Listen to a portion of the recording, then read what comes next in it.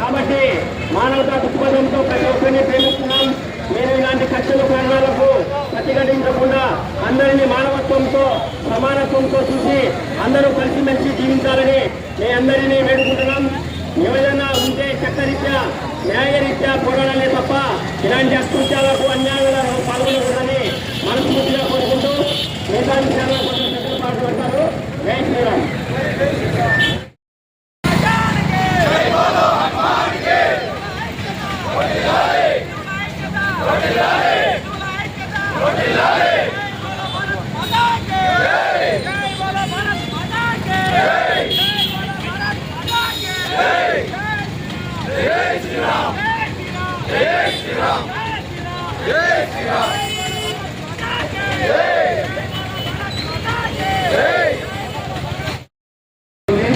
విషయాలు అర్థమవుతున్నాయి.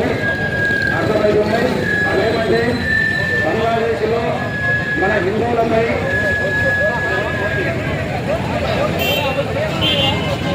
జై శ్రీరామ్ జై శ్రీరామ్.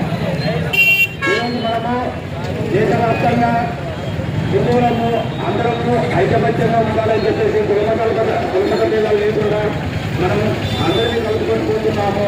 కానీ కొంతమంది హిందువులను టార్గెట్ చేసుకొని ఇష్టం వచ్చినట్లు వ్యవహరిస్తున్నారు. ఇది మంచిది కాదు.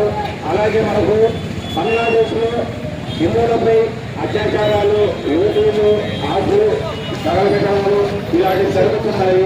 మొన్ననే కృష్ణదాస్ అనే ఇస్కాన్ కేంద్రం గారిని అరెస్ట్ చేయడం జరిగింది.